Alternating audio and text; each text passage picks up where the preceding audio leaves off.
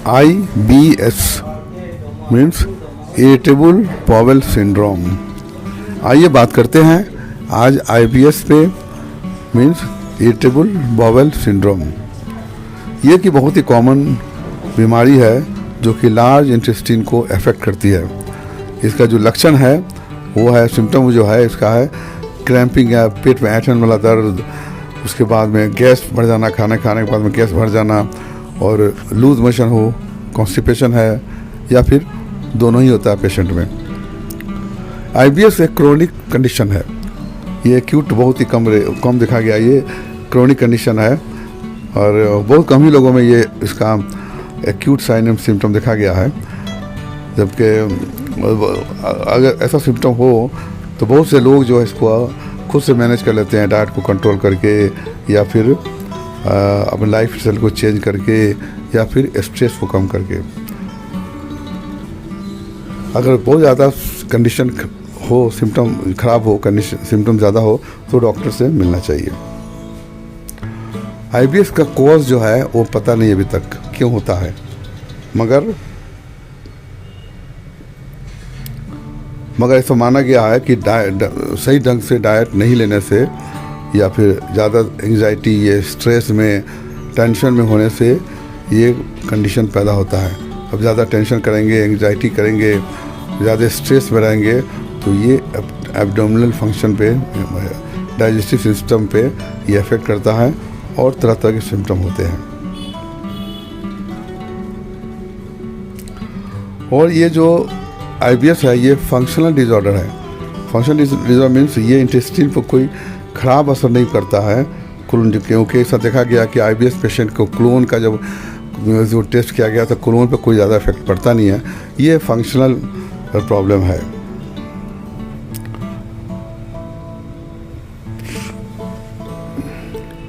तो चलिए अब बात करते हैं इसके साइन सिम्टम पे। इसमें पेट में दर्द होता है, ऐंठन वाला दर्द, खाना खाने के बाद में गैस बढ़ जाता है, पेट में गैस बढ़ जाता है, और कभी कॉन्स्टिपेशन होता है, कभी लूज मोशन होता है, और कभी कभी तो अल्टरनेट कॉन्स्टिपेशन एंड डायरिया भी होता है। और मेन खास करके ये पेट तना रहता है, पेट फुला हुआ रहता है, पेट में दर्द होता है, कभी लूज मोशन होता है, कभी कॉन्स्टिपेशन होता है। ये IBS का सिम्टम है। और IBS जो है ना, ये इंटेस्टाइन पर कोई ज़्यादा चेंजेस नहीं लाता है। कोई ऐसा नहीं है कि आप IBS का ट्रीटमेंट नहीं करेंगे तो वो इंटेस्टाइन में, कोलोन में या रेक्टम में कैंसर हो जाए, ऐसा नहीं होता है। तो इसके लिए होम्योपैथिक में बहुत अच्छी दवाएं हैं। होम्योपैथिक में बहुत अच्छी दवाएं हैं जिससे आपको लेने से, कोर्स करने से धीरे धीरे फ़ायदा होता है और परमानेंट क्योर हो जाता है। बहुत सारी मेडिसिन हैं, मगर यहाँ मैं आज डिस्कस करूँगा वही मेडिसिन जो क्लिनिक में ट्रायल की हुई है, जो पेशेंट पर मैंने अपना एक्सपीरियंस गेन किया है इस दवा को लेकर के। तो वही दवा मैं डिस्कस करूँगा। तो कहीं जाइएगा नहीं, वीडियो पर बने रहिए। जो लोग पहली बार मेरे वीडियो पर आए हैं वो प्लीज़ इस चैनल को सब्सक्राइब करें, बेल आइकन को दबा करके इसको दबा दें ताकि आपको नोटिफिकेशन मिलता रहे मेरे अगले वीडियो का। तो दोस्तों शेयर करें, लाइक करें। मैं अभी हाजिर होता हूँ। वेलकम बैक दोस्तों। चलिए आज अभी बात करता हूँ होम्योपैथिक मेडिसिन फॉर IBS। पहली मेडिसिन जो बताऊँगा मैं आपको वो है नक्स वोमिका 200। इसका जो खास सिम्टम है पेशेंट का, जो थोड़ा थोड़ा स्टूल पास करता है और बार बढ़ जाता है, साथ में पेट दर्द होता है, वो उसको पखाना लगता है, जाता है टॉयलेट में, लैट्रिन में जाता है, मगर स्टूल बहुत थोड़ा ही पास होता है, फिर वो वापस आता है। इस तरह बार बार वो जाते रहता है और पेशेंट को हमेशा लगा रहता है कि जैसे कि अभी स्टूल होगा, अभी स्टूल होगा, मगर उसको जाने से होता नहीं है। पेट में दर्द होता है जो कि स्टूल के बाद, पखाना होने के बाद में थोड़ा सा रिलीफ मिलता है, लेकिन फिर जब जाता है तो फिर से दर्द हो जाता है। तो इस तरह से बार बार पेशेंट स्टूल के लिए जाता है, थोड़ा थोड़ा होता है, फिर वापस आता है, पेट दर्द होता है, फिर आराम मिलता है, फिर थोड़ी देर बाद फिर लेटरिन में जाना पड़ता है।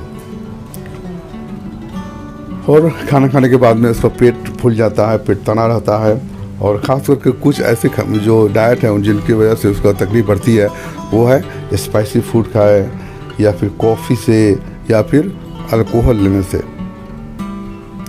और ऐसे पेशेंट को गुस्सा बहुत ज़्यादा आता है, और गुस्सा की वजह से इसका और भी सिम्टम बढ़ जाता है। दूसरी मेडिसिन है एलोसेक्ट्रीना, एलोस 30। इसका जो सिम्टम है वो है, जैसे ही पेशेंट कुछ खाता पीता है उसको लैट्रिन लग जाता है, और उसको लैट्रिन में भागना पड़ता है, स्टूल के लिए भागना पड़ता है। और पेट में दर्द मरोड़ होने के बाद में उसको पखाना होता है, और पखाना फिर मरोड़ जो है पखाना के बाद में उसको आराम मिल जाता है। ऐसा वो बार बार जाता है। ऐसा पेशेंट जब फील होता है तो कंट्रोल नहीं कर सकता है, कभी कभी कपड़े में ही हो जाता है, कभी कभी यूरिन करने के बैठता है तो स्टूल पास आउट हो जाता है।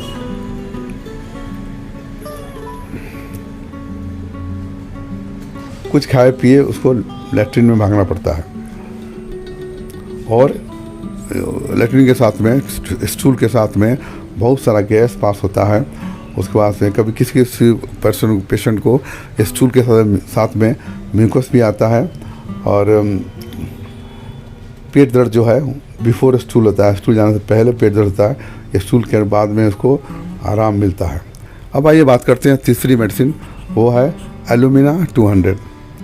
एल्यूमिना 200 में IBS के साथ में कॉन्स्टिपेशन रहता है। कॉन्स्टिपेशन ये भी क्रोनिक कॉन्स्टिपेशन होता है। इसमें लगता है कि इंटेस्टाइन वर्क काम ही नहीं कर रही है, जो भी स्टूल है जहाँ वहीं पड़ा रहता है। इवन सॉफ्ट स्टूल भी नहीं निकल पाता, हार्ड स्टूल हो या सॉफ्ट स्टूल, इसका स्टूल को पास आउट करना बहुत मुश्किल होता है, क्योंकि इंटेस्टाइन जो है वर्क करना कम कर देती है, बंद कर देती है, और जिस वजह से स्टूल को एक्सपेल आउट करने में बहुत दिक्कत होती है। तो इसका जो सिम्टम ये है कि कॉन्स्टिपेशन क्रोनिक कॉन्स्टिपेशन है, या स्टूल हार्ड हो या सॉफ्ट हो, उसको बाहर निकालना मुश्किल होता है। और एल्यूमिना का पेशेंट पोटैटो को बिल्कुल लाइक नहीं करता है, आलू को बिल्कुल पसंद नहीं करता है। अभी आइए बात करते हैं फिर चौथी मेडिसिन, वो है कार्बोवेज 30। इस पेशेंट में है कि पेट बहुत फुला रहता है, खाना खाने के जस्ट बाद पेट फूल जाता है, खास करके अपर एब्डोमेन में स्वेलिंग हो जाता है, अपर एब्डोमेन में गैस बढ़ा रहता है। इवन थोड़ा भी कुछ खाना खा ले तो इसमें गैस बढ़ जाता है, और उसको तकलीफ बढ़ जाती है। और गैस पास करने से, डकार होने से, या फिर गैस पास करने से थोड़ा रिलीफ मिलता है, पेट में रिलीफ मिलता है, तो दर्द में आराम मिलता है। और पेशेंट को जो है ना, पेशेंट शिकायत करता है कि उसको एसिडिटी है, पेट जल रहा है, सीना जल रहा है ड्यू टू एसिडिटी, और पेट में जलन होता है। और कार्बोवेज के पेशेंट को जनरली लूज मोशन होता है, जो कि काफ़ी बदबूदार होता है, पेट में मरोड़ वाला दर्द होता है, और उसके पेट लूज मोशन होता है। अब आइए पांचवी दवा की बात करें, वो लाइकोपोडियम 200। लाइकोपोडियम 200 में एब्डोमेन में फुल फील होता है, खासकर लोअर एब्डोमेन में फुलनेस रहता है। इसका गैस लोअर एब्डोमेन में रहता है, जैसे कि कार्बोवेज में बताया था। कार्बोवेज में अपर एब्डोमेन में गैस भरता है, लाइकोपोडियम में लोअर एब्डोमेन में गैस भरा रहता है। पेशेंट को अल्टरनेट डायरिया और कॉन्स्टिपेशन होता है, कभी कभी कॉन्स्टिपेशन जनरली आता है, कॉन्स्टिपेशन ही होता है, मगर किसी में अल्टरनेट डायरिया एंड कॉन्स्टिपेशन रहता है। और पेशेंट को कुछ खाए, थोड़ा भी खा ले, 1-2 नवाला भी खा ले तो उसको पेट फूल जाता है, और उसको खाने का मन नहीं होता है। और कैबेज खाने से ऐसे पेशेंट को बहुत तकलीफ़ होती है। और लाइकोपोडियम का पेशेंट जब भी खाना खाता है वो गरम खाना चाहता है, जैसे चावल हो, रोटी हो, कुछ भी खाए अगर तो गर्म होना चाहिए। पानी पीता है तो गर्म ही पीता है वो। अब आइए छठी दवा की बात करें, वो है क्रोटोनिक 30। क्रोटोनिक 30 में जो है IBS के साथ में लूज मोशन होता है, डायरिया होता है। डायरिया भी ऐसा कि उसका स्टूल निकलता है पिचकारी की तरह, फोर्स से निकलता है, इसे गैशिंग स्टूल बोलते हैं, फोर्स से निकलता है। और कुछ भी खाए पिए उसको लैट्रिन में भागना पड़ता है, और पिचकारी की तरह इसका स्टूल निकलता है। इसके बाद पेशेंट को, स्टूल के बाद पेशेंट को बहुत ज़्यादा कमज़ोरी फील होती है। उसके बाद आइए बात करते हैं 7वीं मेडिसिन, वो है पोडोफाइलम 200। इसमें IBS के साथ में डायरिया रहता है, इसमें भी पिचकारी की तरह लैट्रिन निकलता है। और मेडिसिन जो प्रिस्क्राइब की जाती है उसको इस बेस पर प्रिस्क्राइब करते हैं कि profuse stool, profuse painless offensive stool होता है, दर्द नहीं होता है, बहुत ज़्यादा होता है स्टूल, और इसका स्टूल का स्मेल या फिर फ्लैटस का स्मेल बहुत ही बदबूदार होता है। और इसका जो डायरिया होता है, लूज मोशन, कोई फ्रूट्स खाने के बाद में बढ़ता है। हमारी बात करें 8वीं दवा, वो है ब्रेनिया अल्बा। ब्रेनिया अल्बा ये IBS के साथ में इसमें भी कॉन्स्टिपेशन रहता है, और इसका स्टूल जो होता है इसका ड्राई, लार्ज, हार्ड, जैसे कि जला हुआ स्टूल हो, ब्लैक स्टूल पास होता है।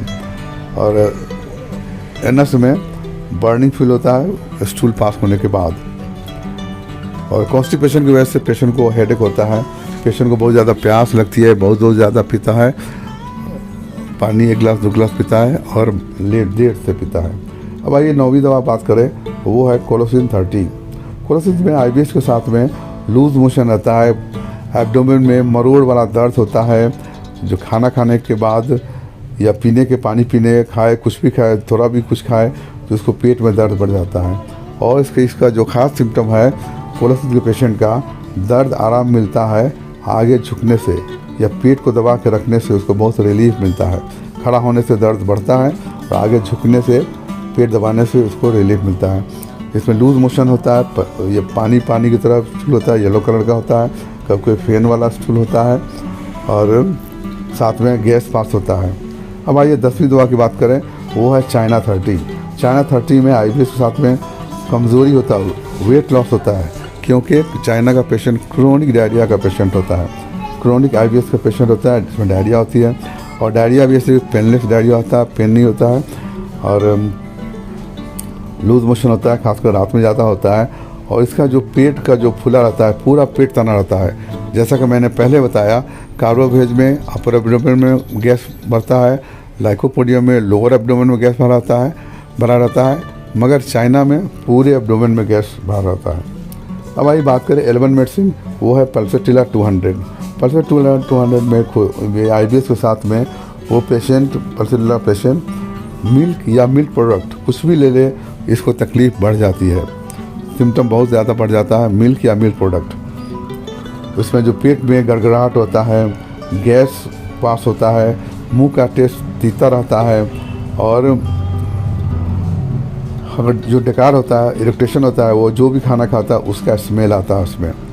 और स्टूल जो उसका होता है वो चेंजेबल होता है, जैसे कि अभी येलो हुआ, फिर ग्रीन, फिर उसका स्टूल जैसा हमेशा चेंजेबल होता है, एक टाइप का स्टूल नहीं होता है। और जो भी सिम्टम है इसका है, दूध या फिर दूध से बने हुए चीज़ से इसका बढ़ता है। अब आइए बात करते हैं लास्ट मेडिसिन, वो है अर्जेंटम नाइट्रिकम 200।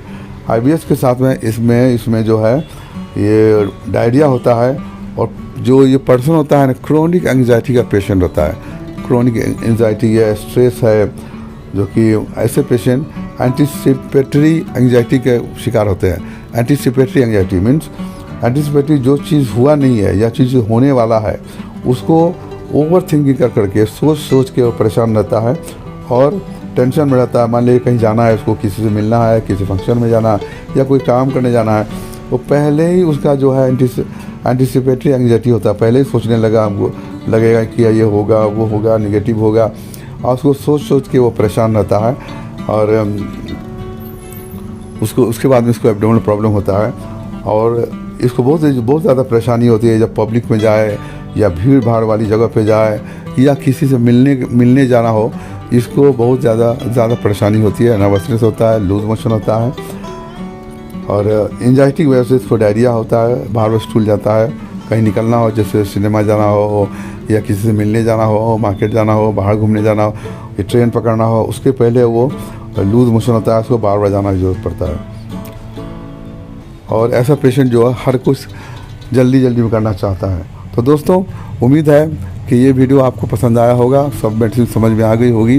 अगर आप चाहते हैं कि और भी वीडियो आपको मिलता रहे तो बेल आइकन को दबाएं ताकि आपको नोटिफिकेशन मिलता रहे, और ज़्यादा से ज़्यादा सब्सक्राइब करें, क्योंकि मेरा नया चैनल है।